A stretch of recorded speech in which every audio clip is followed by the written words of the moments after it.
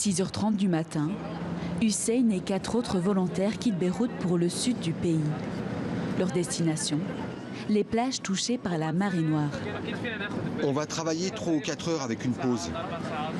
Le directeur de la réserve va nous expliquer ce qu'on va devoir faire, comment on va travailler et nous donner le matériel. Hussein, jeune activiste écologiste de 24 ans, est à l'origine de l'initiative née sur les réseaux sociaux. Il coordonne les 50 volontaires qui se relaieront pour nettoyer le littoral. Ils sont partis à l'aube, mais n'ont pas pu échapper au blocage des routes par les manifestants qui protestent contre la flambée des prix dans le pays. Les gens qui protestent et bloquent la route se battent pour une cause, comme nous aussi d'ailleurs. Nous, c'est pour un environnement propre, pour un écosystème sain. On veut un pays où il est agréable de vivre. Donc, au bout du compte, on se bat pour la même chose. On veut tous à notre pays.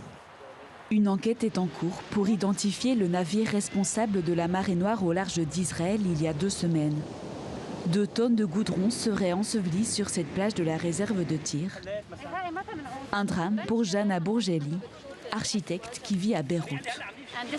C'est un énorme problème pour les tortues qui vont venir et pondre leurs œufs sur cette plage. Elles doivent arriver dans moins d'1 mois. Le travail est minutieux pour ramasser les galettes de mazout. Et cette fois encore, seules des ONG ont répondu présentes pour fournir du matériel à ces bénévoles de la société civile. Le gouvernement ne fera rien. Et moi, ça me brise le cœur de voir l'environnement souffrir encore plus. On avait déjà de la pollution au Liban.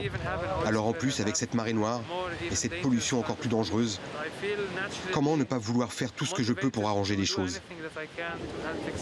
Hussein, Jeanne et les autres volontaires espèrent finir de nettoyer la réserve de Tyr d'ici 2 mois.